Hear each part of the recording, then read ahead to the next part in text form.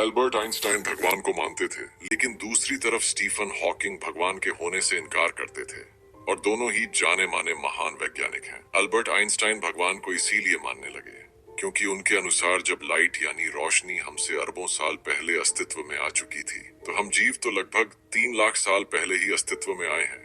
फिर भी हमारी आंखें उस रोशनी से कैसे जुड़ी हैं जो हमसे एक दो नहीं बल्कि अरबों साल पहले बन चुकी थी।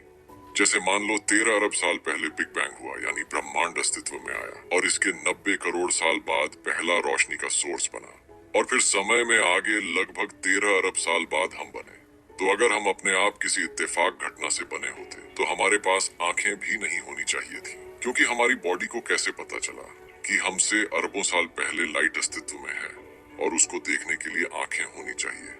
और हमारी आंखें भी सिर्फ लाइट को देखने के लिए ही बनी हैं।